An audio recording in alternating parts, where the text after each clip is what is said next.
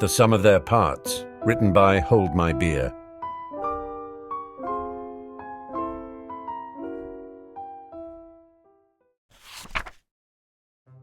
Chapter 11. Their luck ran out in late October.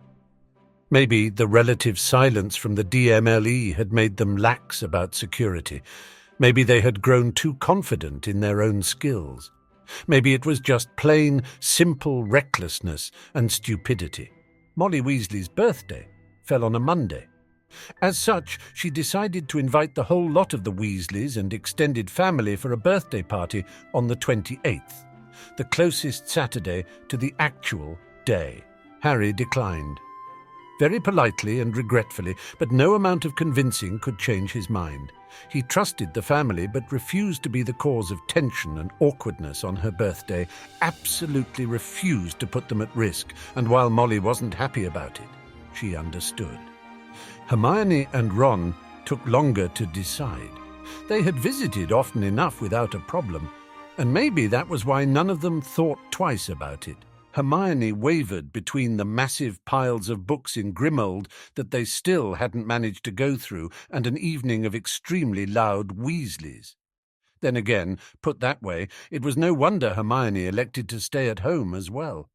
Besides, she told Ron, do you really trust Harry on his own all evening? With those books? Considering that one of those books included a heavy tome on demolition spells, she did have a point. Ron stared at Harry. Right, I'll go. I'll tell Mum you send the best. Decision made, they sent Ron off with a gift, lots of well wishes and urgings to be careful, and then buried themselves in research. Hermione did have a point with those books, and Harry intended to practice quite a few of those spells on their hideaway. He still preferred Fiendfire, but it wasn't always practical when you didn't want everything reduced to less than ashes, and several of those spells looked like they would make for some pretty spectacular effects. It was shortly after noon when the bond with Ron flared to life. Someone just raised wards around the burrow, strong enough to glow. Apparition and portkeys are blocked, and the flu connection is gone. The response from the bond was instant and overwhelming.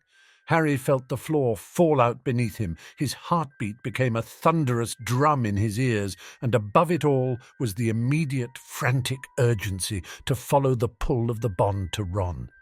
Hermione gripped Harry's hand a moment before he would have apparated, wards be damned, and forced him to stop and think instead.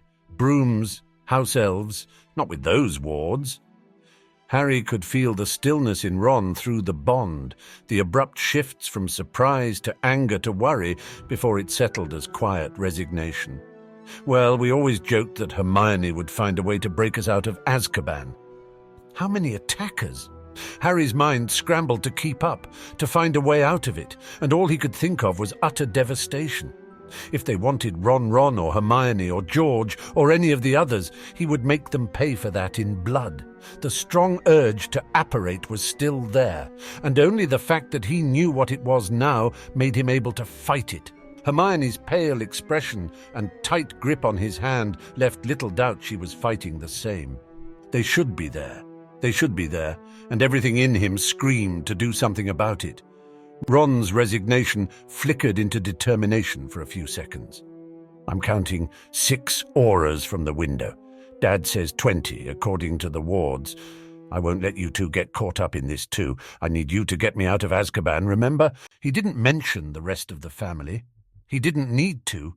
None of them were about to risk them, especially since they knew very well the Weasleys were willing to fight viciously for one of their own. What about the bond? Ron asked when neither of them spoke. I'm not getting the same itch to apparate, not like with Harry. I think it's because I'm the one in trouble this time. It's as bad as Harry's case. Even Hermione's mental voice sounded grim. I think it's the distance. George got Harry back almost instantly. You're not one botched spell from death, but we have distance working against us. It won't let me block it either.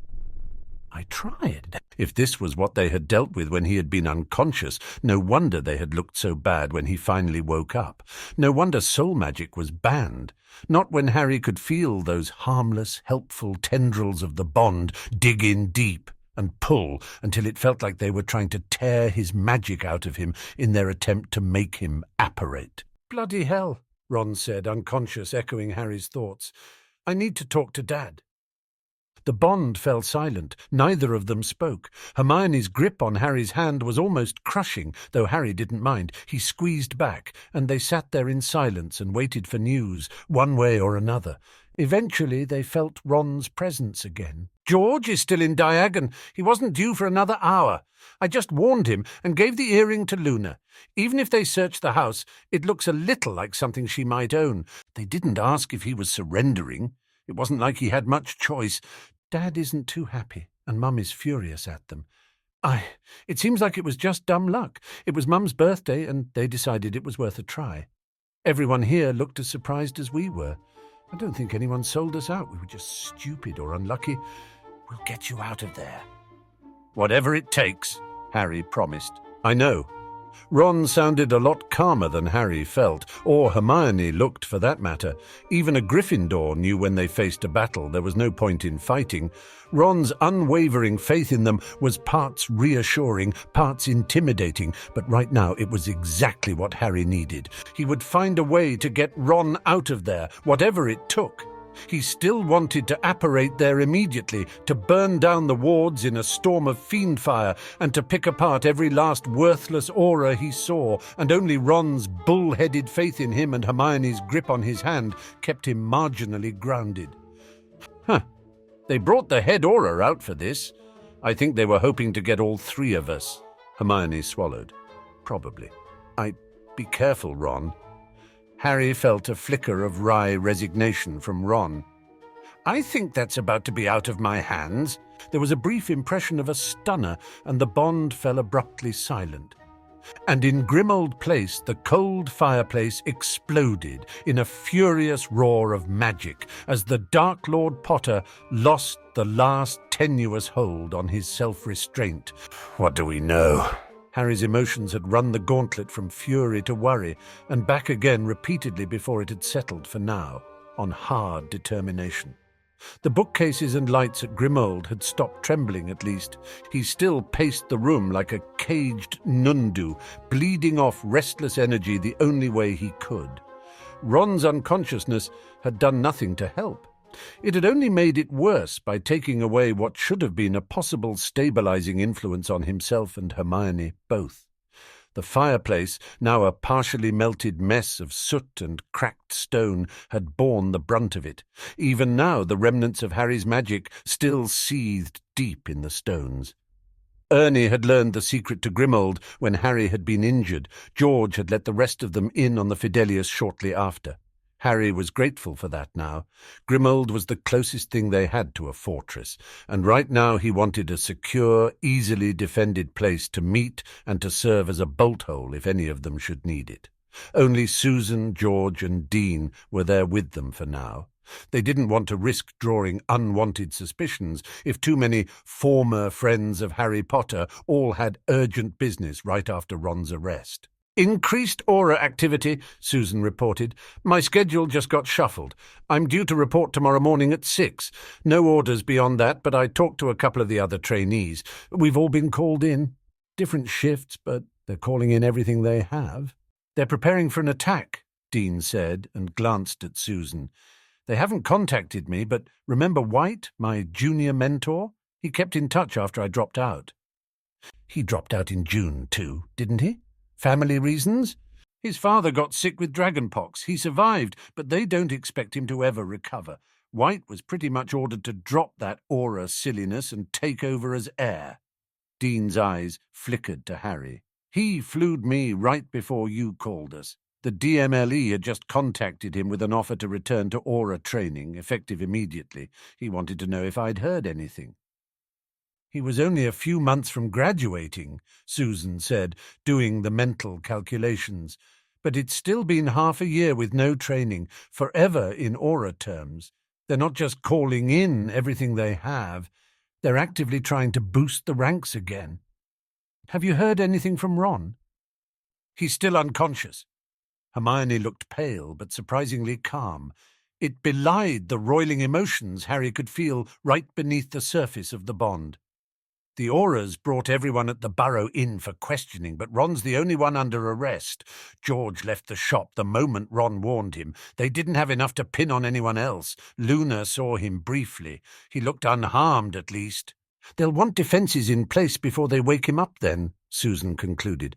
They don't know what you'll be able to do once he's conscious again, but they won't take any chances. She hesitated. There haven't been any emergency Wizengamot summons, but that doesn't mean anything. They'll want to interrogate him to find out what he knows and what he's done before they arrange a trial. No unpleasant surprises that way. They're not shipping him straight to Azkaban, then? That's an improvement. Better than what Snuffle's got. Must be Shacklebolt's sparkling influence. George had been every bit as furious as Harry, but the bright fury had eventually settled into smouldering anger. Susan glanced at George, but didn't rise to the bait. Several of the off-duty Auras like to spend the evenings at the Leaky Cauldron. Hannah will get what intel she can out of them. She knows which ones get a little too chatty when they're drunk. Ernie will drop by the Cauldron as well and visit Hannah. Most Hufflepuffs stay in touch after Hogwarts. It won't be suspicious. Now, Ministry blueprints, they don't exist. Not that we've found. If they're there, they're outdated, hidden away somewhere obscure and forgotten, or very likely both. Anthony and Neville are working on some based on what they know, and Dean and I will join them later.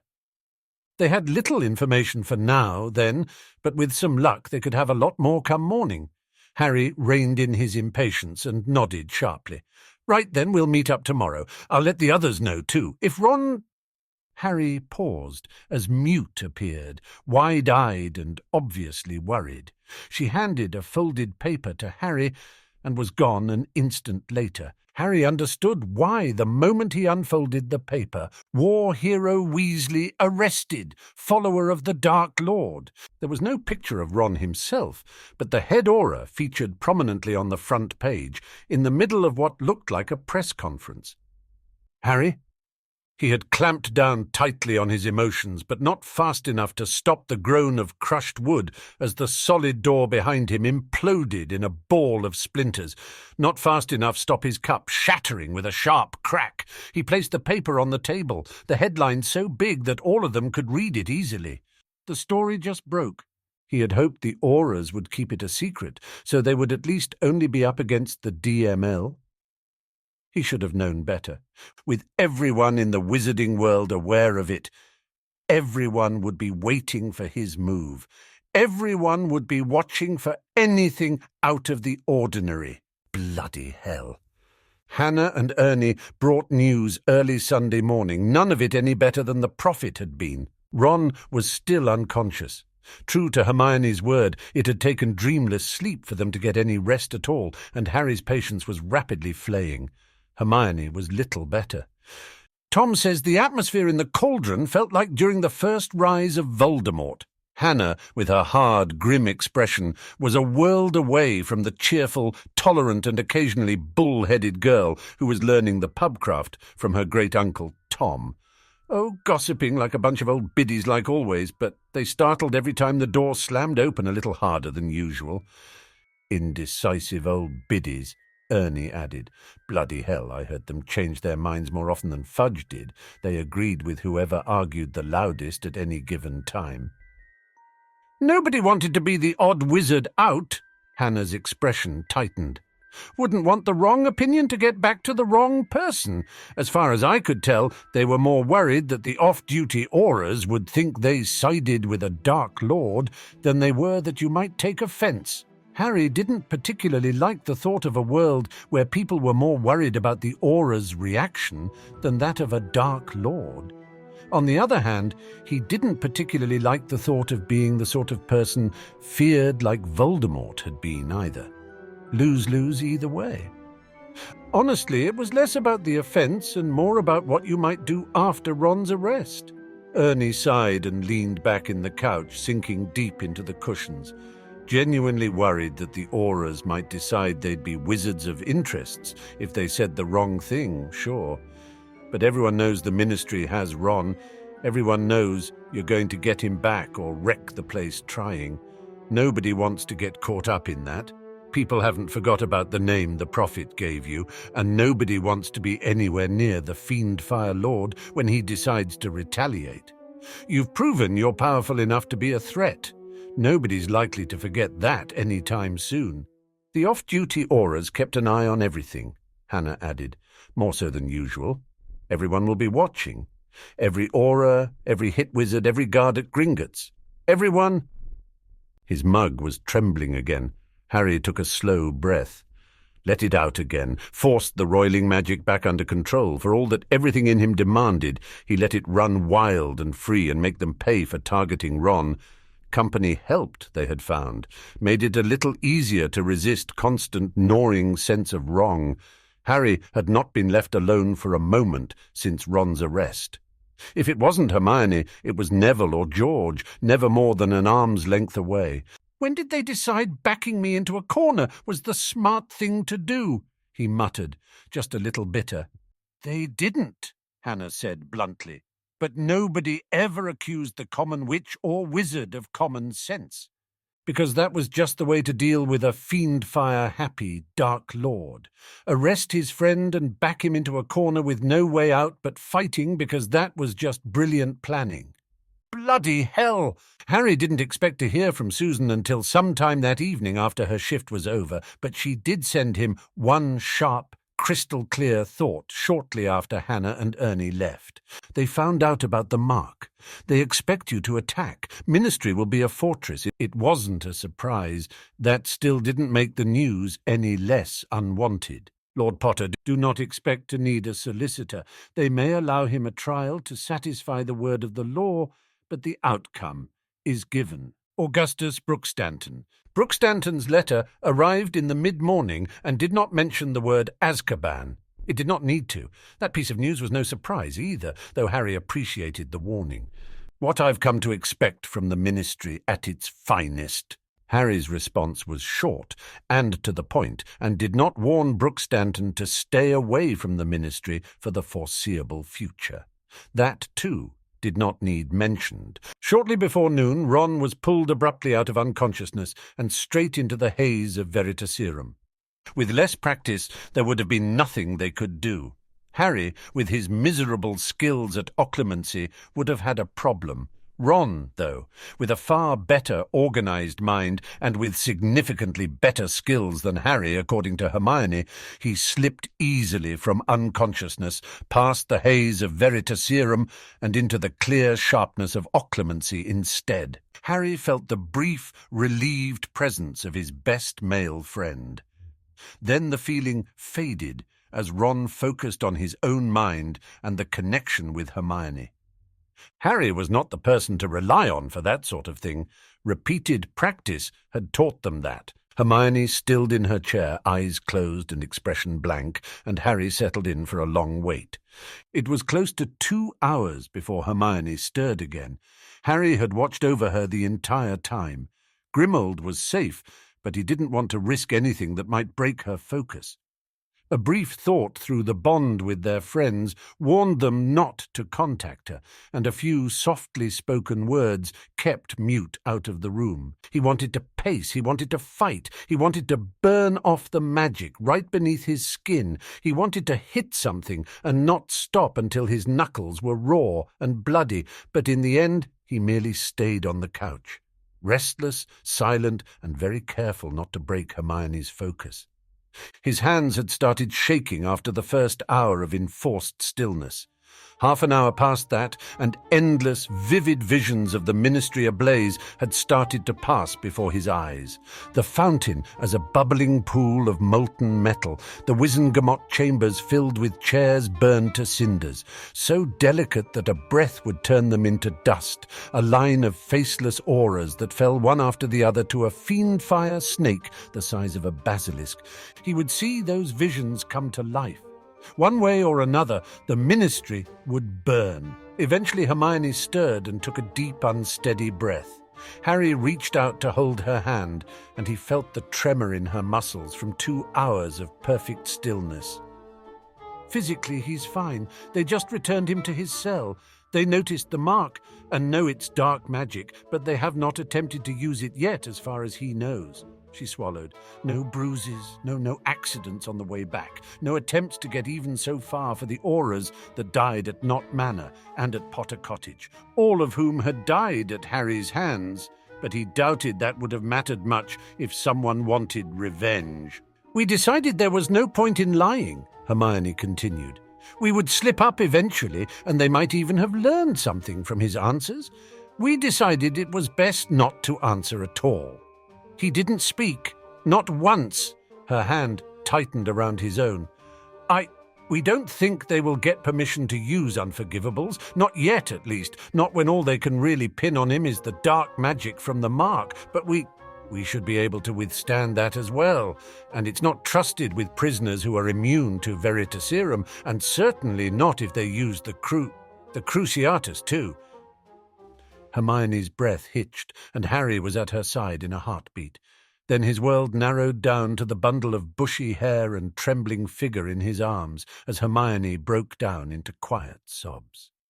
For a long time they remained that way, clinging to each other as Hermione sobbed and Harry tried to ignore the tightness in his chest and the blind compulsion to do something, to apparate to the Ministry and tear every last one of them to pieces.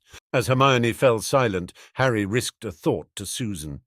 "No luck with Veritaserum. What will next step be?" Susan took a moment too long to reply, and Harry knew it wouldn't be good. Probably sleep deprivation. They have potion for it. Resistance takes focus. Time and no sleep breaks most methods. Hard to get permission for unforgivables.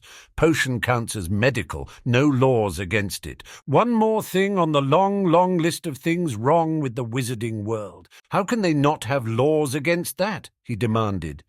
"No one believes they would use it," Susan responded quietly. "Sleep deprivation used during witch hunts, tainted by Muggle witch hunters. Obviously no proper pureblood would use it. How charming." Something must have shown, or his emotions had leaked either way, because Hermione let go and looked closely at him, searching his expression. "Harry, is it safe to contact Ron?" Hermione watched him for a moment longer. "Yes, he has a headache and he's tired, but he's safe for now." Harry nodded and reached out for both of them. He didn't want to explain it twice, and he desperately missed the presence of the third of their trio. The bond had gone from unnervingly silent to a raw wound somewhere in his magic, as the hours had inched on without word. And there was never a question of whether he should tell them. In Ron's place, he would have wanted to know. He knew Ron well enough to say that he would agree. Hermione was there in an instant, warm and bright if a little subdued. Ron followed long seconds later, more tired and weary, but with the same bit of relief that Harry felt when the bond settled properly again and eased the strain of distance a little. I asked Susan what their next step was likely to be. With physical torture and unforgivables out of the question for now, she expects them to try sleep deprivation. Time and sleep deprivation will crack most ways to resist Veritaserum. Hermione's grip on his hand tightened again. "That's legal. Susan said that since it was used by Muggles during the witch hunts, it's considered tainted. So obviously there's no reason to make a law against it when no proper witch or wizard would use it." Ron was strangely quiet. Harry did not need to look at Hermione to know that she was looking as worried as he felt. Straight from unconscious to Veritaserum wasn't easy, but we managed, Hermione and me, he finally said. Now I'm tired and I've got a bludger-sized headache, and that was from...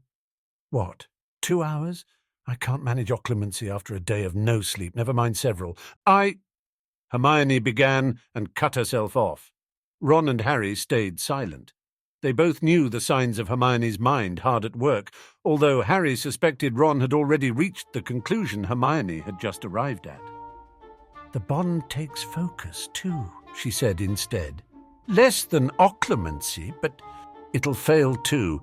You can't get me through another round of Veritaserum if I can't even focus enough to reach you. Ron sounded calm and quiet, the voice of reason that he shouldn't have to be, not now. Lie. You're a Gryffindor. You and Hermione followed me out of stubborn, stupid loyalty. Leave George and the others out of it and let me take the blame. Most of it was me, anyway, and the rest doesn't matter.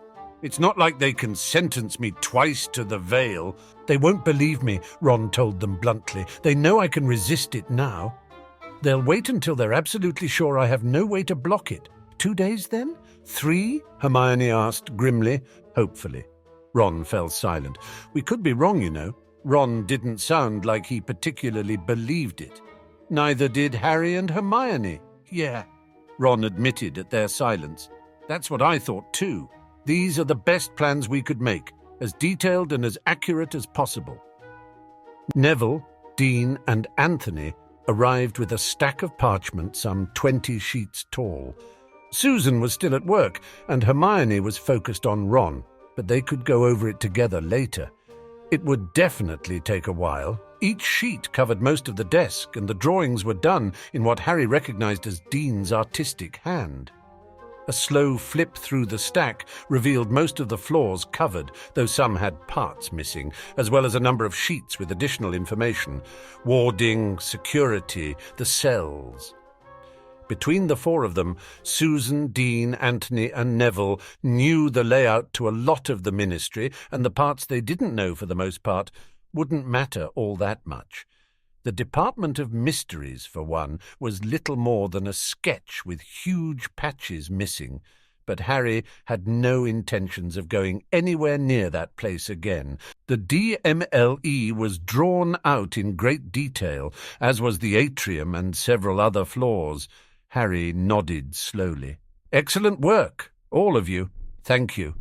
And it was. A work of art more than mere blueprints, and Harry could appreciate it, for all that he had quickly realized something else as well. Conclusions? The trio exchanged a look and seemed to silently elect Neville as spokesperson. It can't be done.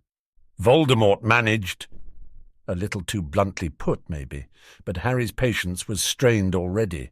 Voldemort took the Ministry because he had enough inside support that security wasn't an issue. Not only do you not have the same Shacklebolt upped security something vicious, first after the war, and then after you killed 3 people in the atrium. That's not mentioning the additional funding the DMLE got after the war to rebuild and recover. Neville fixed his attention on Harry, utterly unwavering. It can't be done. The place is a fortress. The atrium, yes. Some of the less secure levels, probably. But those holding cells are located on level 2, past Aura headquarters. Short of owning half the Ministry or having a minor army at your back, it can't be done. Harry didn't respond, didn't even blink. And Neville sighed. I want Ron out of there as much as you do, but it's suicide, even the lot of us. Not a chance. Maybe with the element of surprise on our side, we could get in there. We'd have no chance of getting out again once the alarm sounded, not with those kinds of defences. Susan is the only one who might have been able to help. But she's just a trainee. She doesn't have that kind of clearance yet. Harry watched him for long seconds, then he backed down a little, conceding the point. I have to. Somehow. He resisted Veritaserum, but Susan thinks they're going to start on sleep deprivation. 2-3 days, and he won't be able to lie. It won't be admissible in court, but that won't stop them from coming after the rest of you. Then I'll face down the Wizengamot and tell them proudly where my loyalty lies. Neville said quietly. It can't be done, Harry. Even Voldemort on his own probably couldn't have managed. Not with that level of security. We have blackmail on enough people he might not even get convicted. Even if he does, we have a much better chance of breaking him out of Azkaban than the Ministry cells. Most of the Dementors are gone. We'll have time to figure something out, a weak spot in the wards or some guards for sale to the highest bidder, but it can't be done. Not in the Ministry. Not unless he owned half the Ministry.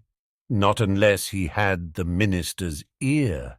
The seed of a plan settled in his mind, as insidious as Devil's Snare, though Harry doubted Neville would appreciate the comparison. Instead, he simply nodded.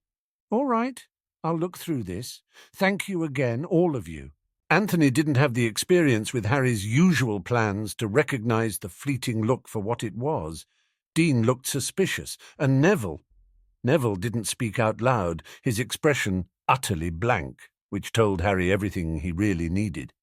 "It can't be done," Neville repeated silently in Harry's mind. "You're facing the Veil. If they catch you, it's suicide." Harry didn't answer. There was a potion with Ron's dinner that evening. Neither of them recognized it, and the aura that handed it over said nothing, just checked that Ron had drunk every last drop of it and vanished the bottle before Ron could chuck it at his head. There were a number of potions. It could have been based on the description Ron gave them. They knew for sure when 2, 3, and 4 in the morning rolled by, and Ron, tired to the bone, still laid on his cot and stared at the ceiling in complete darkness. "Sleep deprivation, then," he eventually said, a little annoyed but mostly resigned. Bloody hell. Neither Harry nor Hermione had been willing to sleep until they had known what the potion was. Hermione's hand in his trembled. Harry didn't speak, but he knew, as they all did, that there was a definite deadline for any plans they made now. 2 days, 3 at the most, and Ron wouldn't be able to keep their secrets. Equally important was the fact that he wouldn't be worth a damn thing in a fight either by then. They wouldn't just need to get in and out of the Ministry somehow. They would have to do so with someone who was either probably hallucinating and very likely incoherent or flat-out unconscious. That both of them would probably feel some of the effects too went unsaid. They couldn't block the bond, and they could barely handle the effects of it as it was. 2 days, 3 at the most, and Ron would be useless in a fight. Past that, and Hermione and Harry himself might very well be too. They slept in shifts by silent agreement. Ron would not be alone. Harry slept miserably. Hermione, by the looks of it, had as well. Neither had dared to risk dreamless sleep 2 nights in a row. Her bloodshot eyes looked much like Harry's own had in the mirror that morning, and the deep, dark circles under them did nothing to help the haggard look. A short night of restless sleep had also given that seed of a plan ample opportunity to grow and even flourish, and Hermione knew him well enough to tell when something was up. She did have the decency to wait until after a rushed lunch, followed by 2 bottles of invigoration draught, to confront him about it. "You have a plan. I won't like it." Harry just held out his hand. Hermione accepted it, and with a sharp crack he apparated them to the hideaway, taking great care not to splinch them in the process. Even then he felt the sharp jerk the moment he apparated, the increasing strain on the bond that refused to let up for even a second. A moment of inattention, he knew, and he would have ended up splinched in the Ministry instead. Hermione didn't as much as stumble. They were both used to sidelong apparition by now. Harry let go of her and took a few steps forwards. Then he brought his wand up sharply and cast a wordless spell. Fiendfire flared to life, from spark to inferno in the space of a heartbeat. It rose high above them in the shape of a monstrous basilisk, far larger than the creature Harry had faced in the Chamber of Secrets so long ago. The spell took its chance and lashed out, but Harry brutally crushed the attempt. For a moment they were locked like that, Harry's will against malevolent magic. Then the basilisk bared its fangs in a soundless, furious snarl and lowered its head to the ground. He might have slept miserably, but if anything, his command of the spell was all the more brutal for it. An outlet for every last bit of restless magic he had barely managed to keep leashed since Ron was arrested. Hermione watched, wide-eyed and silent. Harry realized quite abruptly that this was the first time she had really seen firsthand just how skilled he had become with the spell.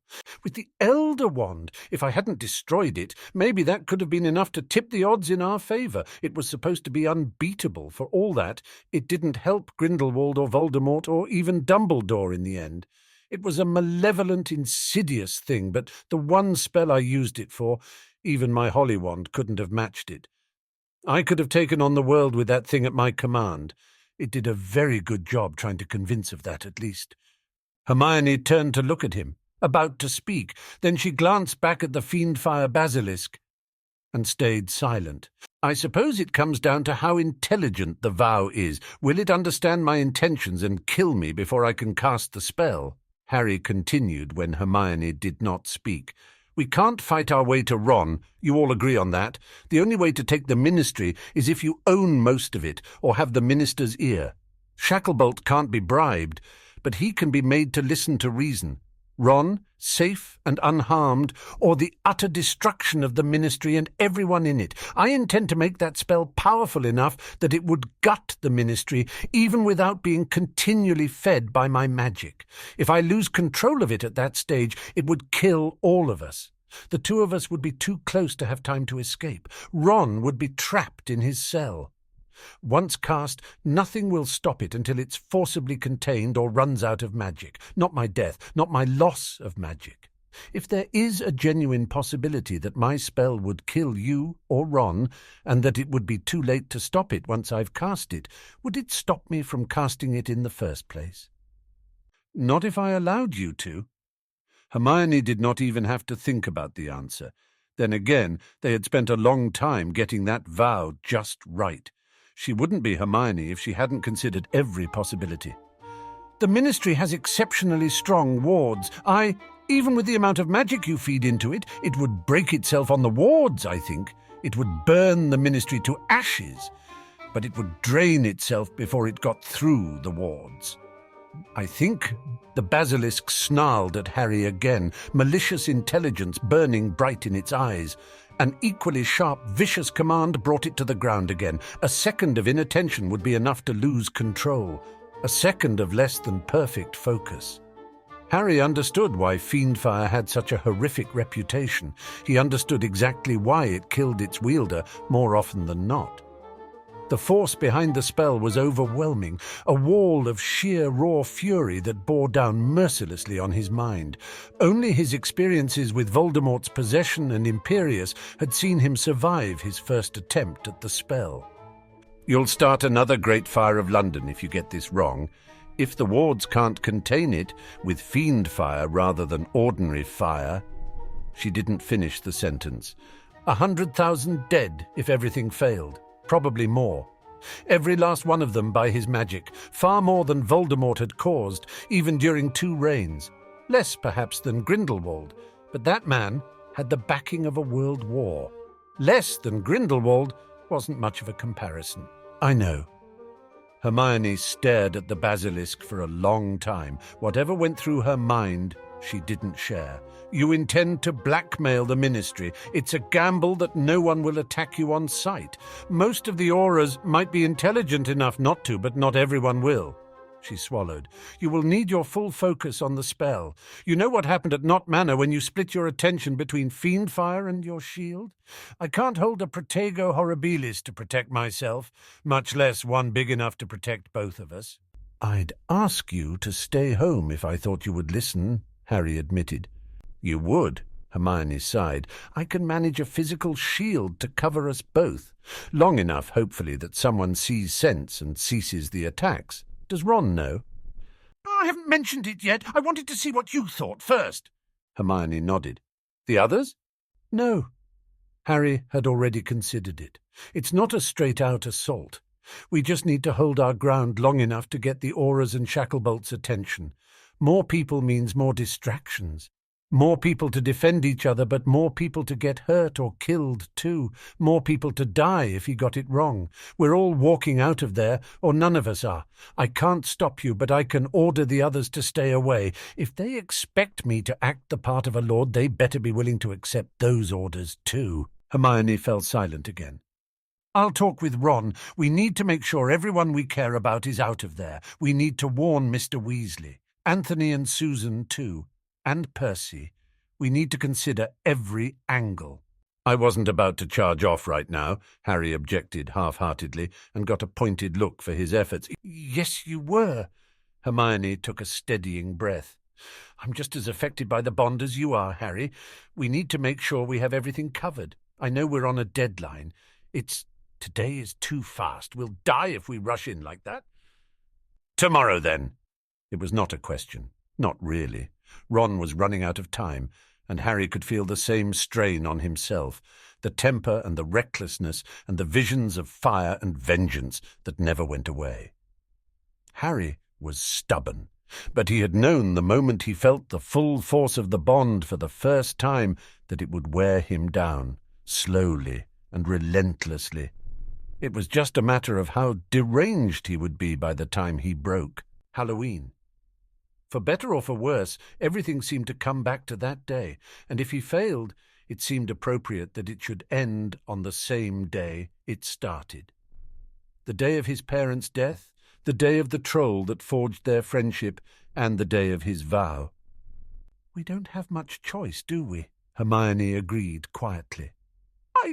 I need to think about this." But she trailed off, but Harry understood just fine. Even the thought would have been abhorrent to her 3 days ago. Now, though, with Ron in ministry hands, with the bond gnawing on them their every waking moment, the world looked very different and far, far bleaker than before. "Halloween, mate?" Ron asked later that afternoon. Harry could almost feel the grimace through the bond, though the predominant feeling was bone-deep tiredness and the muted echoes of a dull headache. "When else? You know my luck," Harry responded wryly. Tired amusement from Ron, darker, heavier threads of exhaustion sneaked in through those few moments of inattention before Harry felt Ron brutally cut them off. "Never thought I'd miss sleep this much." A heartbeat, then 2. "It's a crap plan, but it's the best we've got. Worst case, we'll gut the ministry and they won't get the satisfaction of a sham trial. I can live with that." Unfortunate choice of words, maybe, but neither of them mentioned it. Harry just nodded, though Ron couldn't see it, and felt the weight on his shoulders ease just a little. "You need to not be on duty tomorrow," Harry told Susan bluntly when she appeared in the early evening.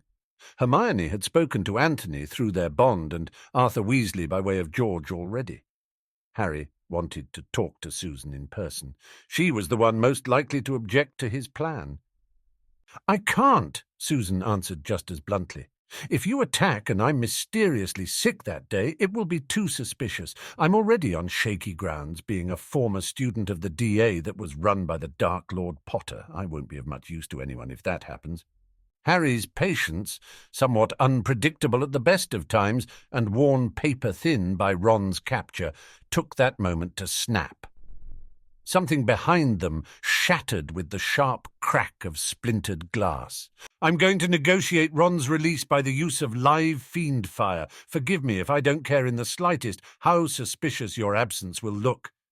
Susan's jaw clenched in a familiar sign of stubborn determination. Arguing with a Hufflepuff was like trying to break down the doors in the Great Hall with a Merlin-damned Lumos. Harry took a breath, reined in his impatience, tried again. "You're the last, Bones. Hermione and we're walking out of there with Ron, all 3 of us, or no one is, you included." The stubborn determination did not go away. "I'm the last, Bones. Sure, you're the last Potter. If I want to risk ending my family line, then that's my bloody right." Harry wanted to argue that it was different, but couldn't quite find a way to phrase it that wouldn't come back to bite him. The moments of pause were enough for Susan to carry right on. "You know I'm right. That doesn't mean I have to like it." If he sounded a little petulant, she was nice enough not to mention it. Susan smiled, a little sad, but mostly tired. "And that's why we follow you." "So," Neville murmured when they sat in the living room later that evening, just the 2 of them. "No Ministry 6 this time." Neville had a glass of fire whiskey. Harry stuck with tea. They couldn't afford to take any more risks than they absolutely had to, not now, and while the bond with Ron was mostly silent, Harry wanted his mind as clear as it could be. Even if he could do nothing else now, he could do that much. The tremor in his hand was back from the tension in his muscles and the strain from the bond. The face that stared back from the mirror reminded him uncomfortably of Bellatrix Lestrange at her most deranged. His hair, unruly at the best of times, looked like a rat's nest, and while his eyes didn't match Voldemort's unnatural red, the bloodshot look was getting there. Neville, polite man that he was, had not commented on it. No, Ginny isn't part of this, and I'm not getting Luna involved, not now. I can't take her from Ginny, too. And me? Neville, who had been there through it all. Neville, who had settled down that afternoon with a bottle of fire whiskey and several bottles of invigoration draughts, and calmly let them know that he would keep watch with them that night as they slept in turn under the effects of dreamless sleep. Neville, who had knowingly gone with him to face down Death Eaters and Voldemort himself at the Department of Mysteries at the age of 15. Harry stayed silent for a long time as he tried to find a way to explain it right. Thinking straight took an uncomfortable amount of effort. The three of us, we're leaving together, all of us or nobody is. I'd go alone if I thought Hermione would let me. He paused again and tried to find the words to make it make sense to Neville. I couldn't stop Susan. It's her job and her right, but I can stop you. You have nothing to do in the ministry, and you're the only future of the Longbottom blood. I've ended enough family lines. Neville's expression hardened. That wouldn't stop me. Harry met his eyes, stubborn, determined, proud, and so very Gryffindor, and didn't yield an inch. I'll order you to stay. Neville didn't speak. Didn't even move. Then he smiled a little ruefully. Should have expected that, shouldn't I? A heartbeat. Then his stance eased slightly, and he lowered his head briefly, deliberately. By your will, my lord. Something settled heavily in Harry's chest, relief and fear and the crushing weight of responsibility. For the first time he didn't object to the title. Thank you. Silence settled. Neville refilled his glass, and Harry took the opportunity to pour another mug of tea as well. Long minutes later, when the tea had cooled a little, Harry brought out a sealed scroll from one of the pockets in his robe and handed it to Neville. If our luck runs out, the office of Augustus Brooke Stanton here in London is the executioner of my will. They have a copy, and there's one in my vault in Constantinople as well. This is my copy. Neville's eyes had drifted to the scroll, but snapped back to Harry at the explanation. George isn't going, but he will want revenge if everything goes to hell. For Ron, if nothing else. Neville sighed, but he accepted the scroll. He would. Don't make me have to open this, Potter. I'll try not to. Another long stretch of silence. Harry finished most of his tea before he spoke again. It was updated in May. Fleur made me the godfather of Victoire, and I wanted to add a trust vault for her. We kept it secret. The only people who know are her parents and Gabrielle, her godmother. And, of course, Ron and Hermione. Harry shrugged. That went without saying. I'm not nearly drunk enough if this is going to be some weepy heart-to-heart talk. You owe me at least another bottle. That got a genuine laugh from Harry. No weepy heart-to-heart, but you can have the bottle. I think I still owe you for Nagini. Neville refilled his glass again before he raised it. Kill the snake? It was a toast Harry could get behind. He raised his mug in return. Kill the snake! Hermione reappeared at 1 that night, bright and awake from 7 hours of potion-induced sleep. She still didn't look much better than Harry did. He accepted the bottle of purple potion from her hand and retired to bed himself, leaving Hermione to Neville's quiet company. 7 hours later, far more clear-headed and rested than he had any right to be, Harry shrunk Doria Potter's portrait and apparated to the Tonks' residence. Andromeda met him in the entrance hall. It was impolite to just apparate inside, but they both knew Harry couldn't exactly just appear out in public without a disguise these days. Harry? A little surprised, a little wary, probably more due to his physical appearances than his actual visit. Harry handed over the portrait. For Teddy.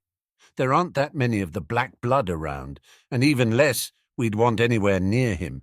But if you agree, I want him to have the chance to get to know her when he's older. Andromeda accepted the portrait, but didn't look away from him. You are about to do something incredibly reckless to get Ron back. Yes, there was no point in lying.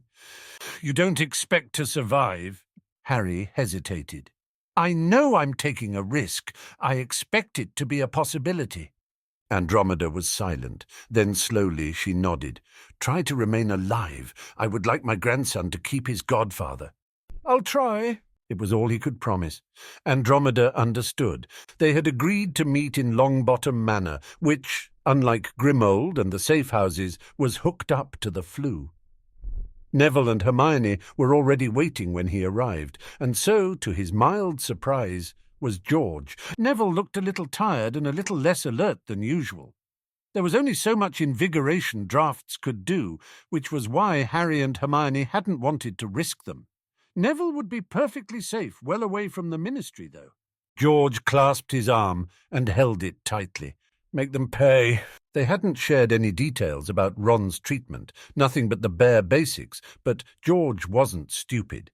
He had seen the effects on them and could vividly imagine how Ron was doing in turn. Harry did not ask why he wasn't at the store. There was a time to keep up appearances and a point where it no longer mattered. He doubted George would have been able to pass for even remotely his normal self.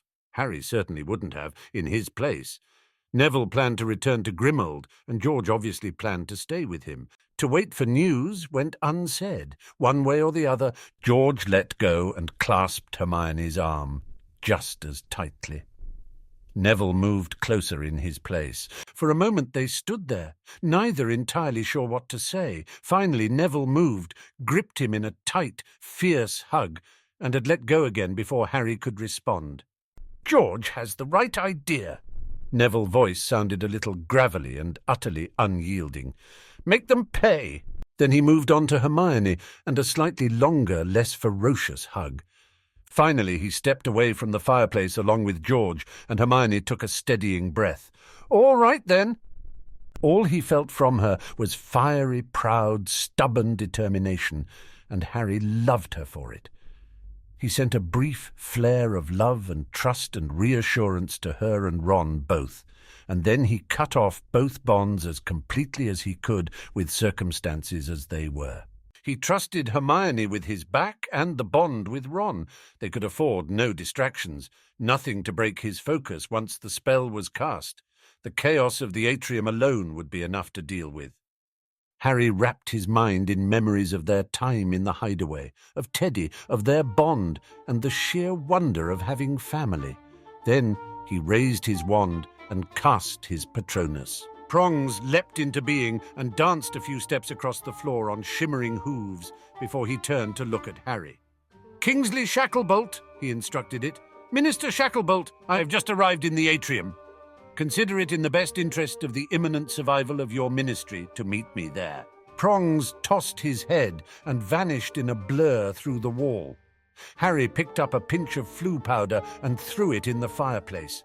"Ministry of Magic, the atrium!"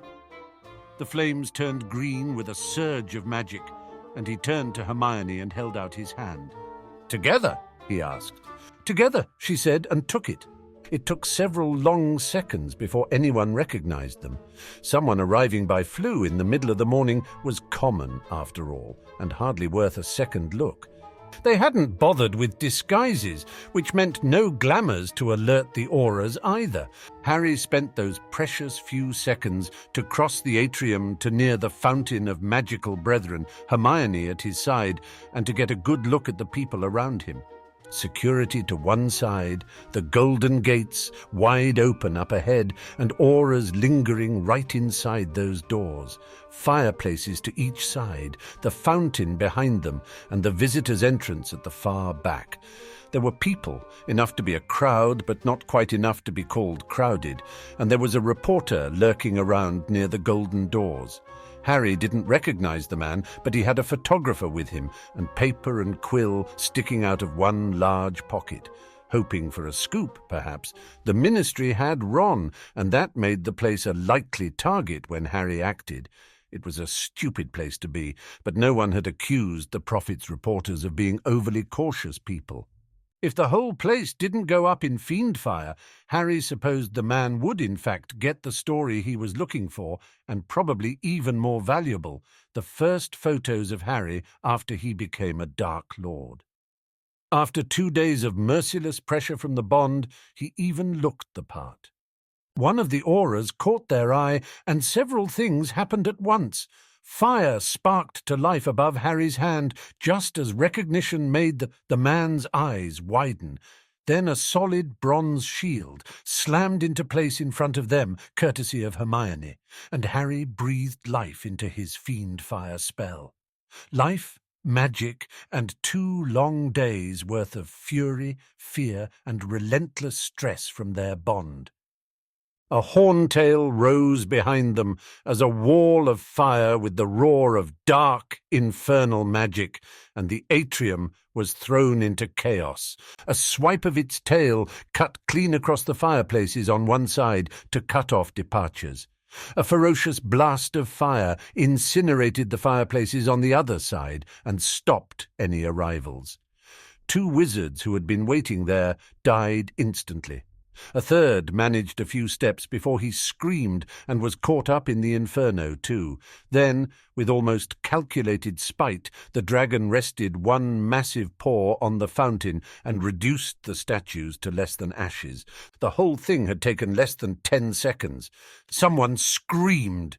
The first barrage of spells slammed into Hermione's shield with a viciousness that left no doubt that someone was playing for keeps and did not understand the mechanics of fiend fire.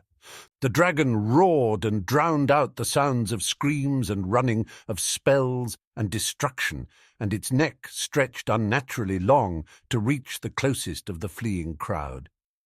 Harry felt more than saw the death of the first witch it engulfed, but the moment before it could give chase to the rest, a vicious reminder from Harry's magic kept it leashed. Another several spells impacted the shield, and this time Harry could see the damage on it, as well as the strain on Hermione. The auras weren't going to stop, not now, not when they were too far into fight and flight to see reason, not when they had real-life fiend fire bearing down on them, but that was why Harry had sent his Patronus.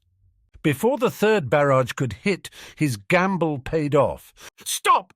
Kingsley Shacklebolt's voice cut through the atrium, backed by powerful magic and even stronger wards. The room stilled. No one moved. Shields raised, spells cut off midway as the battle ground to a halt. Only the sharp, malevolent hiss of Harry's fiend fire remained, towering behind him in the roiling shape of the monstrous horntail, and one breath away from freedom. The spell knew it. Harry knew it. Shacklebolt most definitely knew it too, even if Harry wasn't sure if the auras did. It said a lot about the sheer dominating power of the ministry wards under Shacklebolt's command that the panicking crowds had stilled too, shifting uneasily, clearly afraid, but no longer moving, no longer trying to flee. Harry could feel those same wards bearing down on him as well, noticeable even through the overwhelming presence of his fiend fire spell. A glance at Hermione saw her dispel the shield, too damaged to have stood up for much longer. She remained ready to cast a new one in an instant. Shacklebolt held out his empty hand slowly and made very sure that Harry wouldn't take it as an attack. The man had never been easy to read, but the wariness was plain now. Not fear, not entirely, but more caution than Harry had ever seen in him before. The first time, perhaps, that the man had ever really given serious thought to the prophecy beyond Harry must kill Voldemort. The Dark Lord's equal. He kept most of his attention on the fiend fire behind him, but his control was strong enough that he could focus some of his attention on other things. Things like the Minister for Magic and the minor army at his side. The infernal horntail rose behind him, wings stretched wide, and Harry straightened with it. A few of the auras shifted uneasily, but Shacklebolt's command held. For a long time they simply watched each other, Harry getting an impression of the power behind the wards, and Shacklebolt getting the measure of the creature his auras had inadvertently brought to his doorstep. The minister broke the silence first. "Lord Potter, I was surprised to receive your message." Not Harry. It hadn't been just Harry for a long time, but he knew it meant something that he wasn't just Potter either. "Minister Shacklebolt." Harry kept his voice neutral. "You have one of our friends. We want him back." To Shacklebolt's credit, he did not immediately cave. Fudge would have. Shacklebolt just didn't have that special sort of spinelessness that was an identifying feature in most Ministry officials Harry had met. The Ministry does not negotiate with Dark Lords. Must be a new policy since Voldemort, then. The flinches and muted gasps from the crowd at the name were obvious. A few of the auras flinched with them. Harry barely kept his disgust from showing, though he didn't doubt that Shacklebolt's disappointed look at those auras hammered home the point quite well. Slight movement to one side caught his eye. One of the auras was slowly moving towards the wall, almost hidden among the anxious crowd. The horntail turned its head sharply and bared its massive fangs in his direction, and the man stopped immediately. There were a number of carvings along the atrium walls and throughout the Ministry. Some were decorations, some were part of the defences, some, as Harry knew from Susan, would trigger a Ministry-wide alarm if activated just the right way. Harry turned his attention back to Shacklebolt, trusting Hermione to keep his back safe while he dealt with the aura. "I don't recommend sounding the alarm. An evacuation. Well, someone might panic and fire at me." His mild tone, joined by looks of someone who had barely rested in 2 days, got the point across better than anger possibly could have. Shacklebolt watched him with unreadable eyes. He glanced at the man that was still the focus of the fiendfire spell, then made a small gesture. The aura was still for a moment before he seemed to deflate just a little and took several steps back towards the centre of the atrium. Harry didn't doubt that there were other ways to evacuate the building, but he honestly didn't care all that much about the people there. The loss of the Ministry building alone would be incomprehensibly big to the wizarding world. Centuries of history, centuries of records and information. It would take decades to rebuild and far longer to recreate what was lost. It's risky playing with fiendfire. Harry's lips curled slightly. It was not a pleasant expression. Maybe. I suppose we all better hope I don't get distracted then. I know you found out about the mark on Ron's shoulder. I'm sure you can imagine how depriving it's been to be forcibly separated like this. We barely slept for 2 days. The horntail curled a claw partially around Harry in mock possessiveness, so close that he could feel the blistering heat against his skin. He heard the wings shift and saw them appear in the corner of his eyes, curving around himself and Hermione in a blazing half-dome. The spell tugged on his magic for more power. Harry readily gave it. The horntail burned brighter and taller. The malevolent hiss of fire turned into a deep, low rumble, and this time even the slowest of the auras seemed to understand the importance of that carefully controlled fiend fire. Several took a step back, most with their wands raised for all the good that would do if Harry's control slipped. No one seemed to even consider casting the next spell against them, not any more. It took more focus and willpower now, but nothing Harry did not have. It was different to keep it so tightly controlled, without the destruction of wards or a manor or enemies as an outlet for its fury. It took the same kind of stubborn will and determination that casting off Voldemort's Imperius did, and Harry had that in spades. Shacklebolt did not flinch. Harry would have been disappointed if he had. "If you lose control of that spell, you'll burn with us, all 3 of you." Harry shrugged. "Better than a Dementor or the Veil, I suppose. I'll get the satisfaction of taking all of the Ministry with me, too." Arthur Weasley was warned to stay home from work today, and Percy with him, Harry finished. Calmness settled, that strange union of the adrenaline and anticipation of battle joined with unnatural calm clarity. "There are only 2 people I care about in the Ministry today, and both face Azkaban for siding with me." Shacklebolt's attention turned to Hermione, shielded by one immense burning wing. She answered before he could even ask. "Until the end, Minister." Grim and grave and determined, and Harry did not deserve friends like them, not in 100 years. If he loses control, he'll burn down half of London before they can get it contained. Harry didn't need to look to know she wore that familiar, part stubborn, part resigned expression, the one that made it clear she didn't agree with Harry but would still back him no matter what. "Most likely just the Ministry," she corrected. "With the wards on this place, the spell would in all likelihood burn itself out before it got through to the Muggle side." "And if you're wrong?" "The Ministry has hardly cared about Muggles before." Dark, bitter, smouldering anger that made it clear that she gave very little thought to that particular argument. They had already had that discussion, not that anyone else could have known that. Shacklebolt seemed to agree that it was a lost cause. He looked back to Harry and the barely restrained spell. "How do we know you won't simply let that spell run wild the moment you have Mr. Weasley back?" "You don't." Harry didn't take pleasure in the flat words and the reactions they caused, not much at least. "You'll just have to hope that the repeal of the creature restrictions is enough to stay my hand." Shacklebolt watched him, probably looking for any sign that Harry was less than deathly serious. Then he made a slight gesture towards two of his aura guards. "Get Ronald Weasley here, alive, safe, unharmed. Go!" The men obeyed immediately. No one else dared move. He trusted Hermione to keep Ron up to date with everything that happened. Neither of them wanted to risk splitting his attention more than it already was. Uncomfortable silence settled in the atrium. Shacklebolt looked remarkably calm about facing down a likely unhinged Dark Lord with barely restrained fiend-fire at his back. Calm enough that Harry barely reined in the urge to feed the spell a little more power, just in case. "I'm surprised to see you willing to risk this many innocent lives.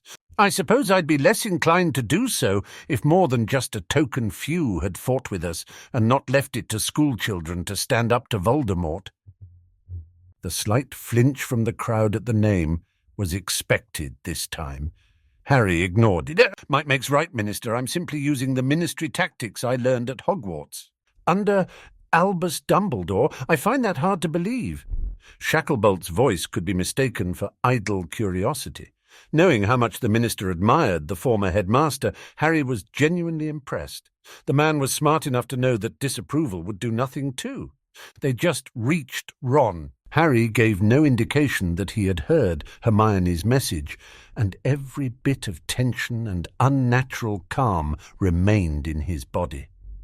He did not even allow himself to hope, to let down his guard and fall to his own fiend fire or an aura's spell. "Under Umbridge," Harry corrected. "I still have the scars from her delightful blood quill as a reminder of that lesson, under the Wizengamot, which has proven frequently that there is no problem that the right amount of influence and gold cannot solve, be it missing trials, convenient pardons, or customized laws. Don't get me started on Fudge's campaign against me, either." Dark eyes watched him unflinchingly. "You would condemn the many on the crimes of a few, most of which are no longer even in government, half of which are no longer in government because I killed them." Harry's temper flared, and the Horntail responded with a roar of flames. Wands snapped back up. The crowd moved back, barely kept in check by the wards and Shacklebolt's control. Anger gone as fast as it had arrived. Harry stared defiantly at Shacklebolt. "You're wondering if the Ministry wards can end my spell before it ends you." "The thought crossed my mind," the man readily admitted. "I decided the consequences of failure were too big to risk. For now, Shacklebolt agreed. It remained unspoken that should Harry prove a little too mercurial, that choice might very well change. Harry nodded, accepting that. "I don't have any wizarding sentimentalities, Minister. I will end as many bloodlines as it takes. This is what I will do for Ron. I would do the same for Hermione or Teddy or anyone else I call family. I don't want to be Voldemort's successor, but I will if I have to." The crowd shuffled aside to create a path before Shacklebolt could answer. The two auras appeared with Ron between them. Harry didn't dare look away from the Minister, but he heard the small sound of distress from Hermione and saw Ron stumble twice out of the corner of his eye. A small gesture from Shacklebolt stopped the two auras when they reached the halfway point. Hermione by unspoken agreement, crossed the rest of the distance to Ron and clung to him, briefly and fiercely, with no care for their audience. A string of magic, some half a dozen spells long, followed to spot and remove any attempt to track, control, or otherwise influence their friend. Then she stepped back again, wand ready and a shield on her lips. "You'll want to lower the apparition restrictions," Harry commented when Shacklebolt remained silent. The silence stretched on. Then, finally, the man nodded, and Harry felt the wards ease, fractionally. A glance at Hermione and Ron, and they were gone, Hermione apparating both of them to Grimmauld. Harry remained. For all that he wanted the Ministry to burn, he wasn't about to apparate and leave the fiend fire to reign free. Not with Susan somewhere in the building. Maybe that had been an attempt to keep her colleagues safe. Maybe one day he would ask her. He saw several of the auras shift, in unease or sudden impulse now that there was only him to deal with. He wasn't sure. Definitely time to leave, though. He gripped the spell even as he held the image of Grimmauld in his mind. He would need to destroy the spell, fast enough that he could apparate before anyone could stop him, but the Horntail would fight him every step of the way. He nodded once to Shacklebolt, grabbed the full force of the spell, and brought down every last bit of willpower he had. The Horntail screeched, an inhuman sound of churning brimstone, and lashed out at Harry. It crumbled into cinders and was gone before it ever touched him. He heard the auras move, heard shouts and the first syllables of spells, and then he was gone in a crack of apparition. He reappeared in Grimmauld and stumbled like he always did when he was tired or distracted, and then he felt the presence of home and looked up to find Ron and Hermione clinging tightly to each other. Hermione looked tired but unharmed, with tears trailing dark lines in the dust down her cheeks. Ron looked like he had gone 3 rounds with a boggart and lost. They were still the best damn sight Harry had seen all year. Harry had joined in on their hug before he was even aware of it, swept up in the tight, clinging embrace of raw desperation. "I can't believe that worked," Hermione breathed. "Merlin, I can't believe that worked." Ron's grip on them tightened fractionally. "Never doubted it for a second." If his words were a little gravelly, and his voice a little unsteady, well, no one had to mention it. Harry just remained silent and enjoyed the presence of the two of them there with him, of both of the bonds where they were supposed to be, and the strain that had finally eased. His gamble had worked, but he doubted it would be as effective if he had to use it again. To change the wizarding world, he needed the Ministry to yield. To command the Ministry, he needed to own a good section of it and have the Minister's ear. The Ministry would burn. Not today, not tomorrow, but soon. They would burn, every last one of them, because if that was the only way to keep them from ever going after Ron and Hermione again, then that was what he would do. Burn it all, scour it to the very bedrock, and rebuild it from scratch in the ashes. If the Minister could not command the Wizengamot, then the Wizengamot would yield. By fiend fire, blackmail, or loyalty, he did not particularly care which. His left hand rested by Hermione's neck, tangled in her hair.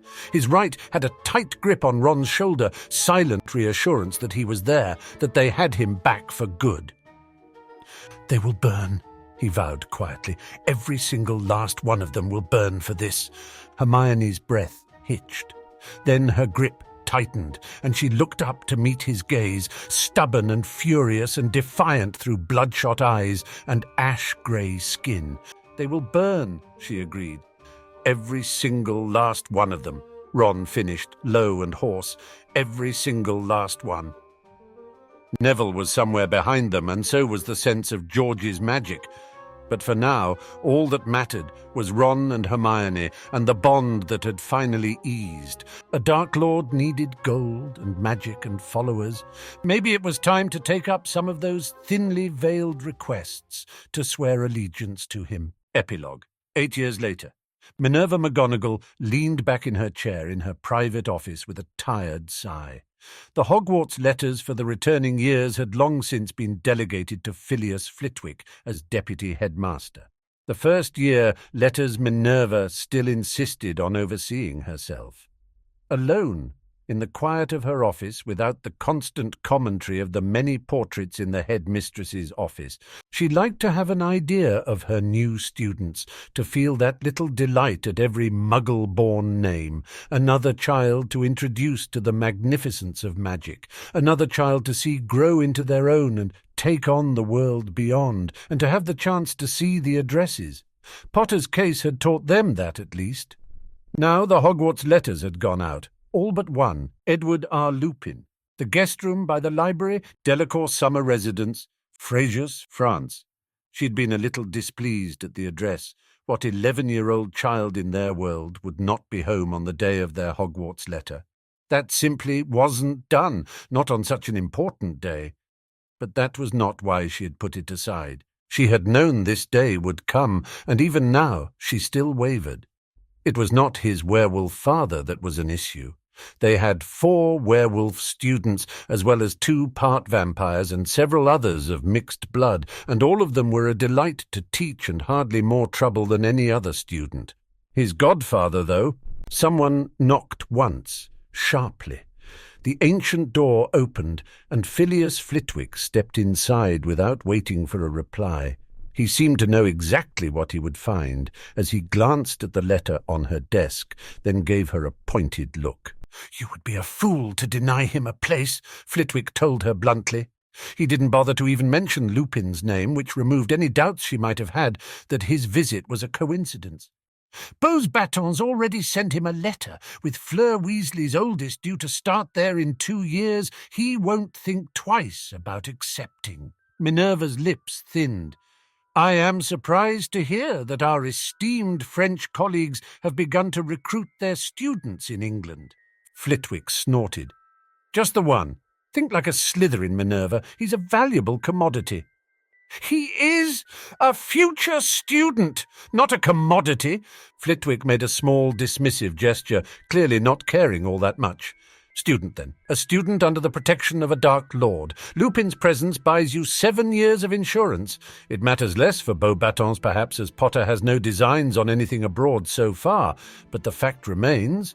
Potter knows it, I know it. Depending on how much of a black the boy was raised, even Lupin probably knows it." The reminder made the words settle all the more bitterly in Minerva. She had always been proud to call Remus Lupin a Gryffindor. Nymphadora Tonks had been a Hufflepuff, but her courage and devotion had been unquestionable. A Gryffindor at heart, Minerva liked to think. In a proper world, their son should have gone to Gryffindor, perhaps even Hufflepuff, like his mother. Instead, young Teddy Lupin was more likely to be a candidate for Slytherin or Ravenclaw. Her charms professor made no secret of his more distasteful political sympathies, after all. Hogwarts stood against Voldemort. It shall stand against Potter, too. That it did, Flitwick agreed, and Hogwarts fell, and Potter knows it. He wants Lupin to have the choice. He would have gone after Hogwarts already if he didn't. Send the letter. Hope he accepts. And if you are very fortunate, and the boy has a far, far better experience here than Potter himself did, perhaps Potter will decide in 7 years that he has more pressing issues demanding his attention. Minerva's lips curled in distaste. And if not, shall we bow to the whims of another Dark Lord? Would you care to take over the place as headmaster as one of his faithful? Return the dark arts to the curriculum. Bring the unforgivables back as a punishment. See those he does not approve of reduced to lesser students, those whose family lines do not already lie dead by his hand? Flitwick snorted. Should we start referring to him as he who must also not be named too? Don't make yourself the fool. He hardly wants Hogwarts as a breeding ground for a new generation of Death Eaters. He wants to see the school as grand as it is supposed to be. The school he was promised at 11, and that we failed so resoundingly to deliver. Minerva's inner cat hissed in the back of her mind, furious with the insult to her school. Her more rational self levelled a cool look at her deputy headmaster. Hardly the fool for not trusting the word of a Dark Lord. Cursed creatures, half mad from dark arts. It shall be his downfall, as with any other of their kind. Voldemort fell. Grindelwald fell. So too shall Potter. Indeed they did, to Potter and Dumbledore respectively. Who shall challenge him then? There were two children of the prophecy Minerva. One reigns now as the Dark Lord of Britain. The other is his voice and will in the Wizengamot, and one of his most trusted. Longbottom would swear allegiance to Voldemort's memory before he ever turned on Potter. Granger? Bones? Thomas? Weasley? Anyone of the family? Minerva did not answer. She did not need to. Potter's closest were as devoted as Voldemort's first followers had been, beyond all sense or reason. The rest, no one present that day, had forgotten the sight of a wizard stripped of his magic in Diagon Alley for the attempted betrayal of Potter. The screams still appeared in Minerva's nightmares sometimes. Potter killed as easily and carelessly as Voldemort had done.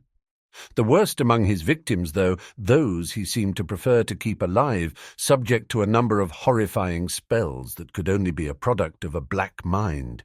Even then, Flitwick was sympathetic to his cause. It had felt like betrayal when she had first found out. It still felt like it most days. Flitwick's expression softened just a little, looked just a little more tired, a little more weary. We sent children to fight our wars. We expected a boy to defeat Voldemort. This is our just payment. Too many memories of death still haunted Minerva's nightmares that she could argue too harshly against it. Not when a number of those memories were of murdered students, struck down without remorse, some of them far too young to have been fighting at all. The Order fought. We tried, Phileas. We did, he agreed, and in the end it wasn't enough. A number of the former students 2 years above and below him make no secret of their loyalties. A far greater number is at least sympathetic to his cause, for any number of reasons, and as insidious as Voldemort at his most compelling, those convictions spread. 10 years at the most, and you will see the first of his faithful apply as a teacher here. The Wizengamot is either loyal, bought, terrorized into obedience, or simply dead. Only Shacklebolt's decision to purge the Ministry of Unsavory Elements himself before Potter could take steps to do so has kept it from falling as deeply under his control as the Wizengamot has. Susan Bones is in line to become head Auror eventually. The same Susan Bones who proclaimed her loyalty to Potter in the Wizengamot, and no one is foolish enough to argue, because she is an excellent Auror, and her presence might very well bring them under Potter's protection too. Only Hogwarts remains untouched. 10 years, and the first of the Longbottom brood will reach Hogwarts age. If Potter doesn't act, Longbottom might very well do so himself, and with his lord's blessings. Another letter like Lupin's, Minerva knew.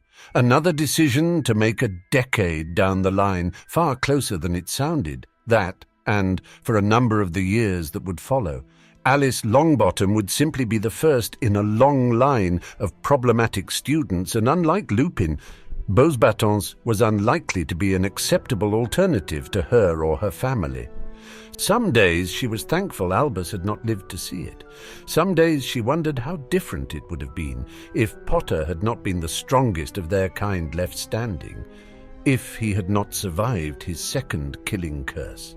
Flitwick hesitated. He's more Grindelwald than Voldemort. That is all we can ask for. Send the letter. Hope the boy accepts. Minerva looked at the address one last time. Then she summoned the post owl that had been waiting on the top of a bookcase and gave it the letter. Edward Lupin, she told it. He is in France. Rest before you return. A bob of the head and a powerful stroke of wings, and the owl was gone, through the open window and into the bright sky beyond. Perhaps in 7 years the world would be different. Until then, she would treat Lupin like any other student, not as Potter's godson, not as the son of one of her favourite students, but simply another student. If he was anything like his godfather, he would probably appreciate that kindness. We hope you enjoyed this chapter. Please consider supporting our project by joining our Patreon linked in the description, or become a member here on YouTube, where you will get access to several additional chapters weeks before they release on YouTube.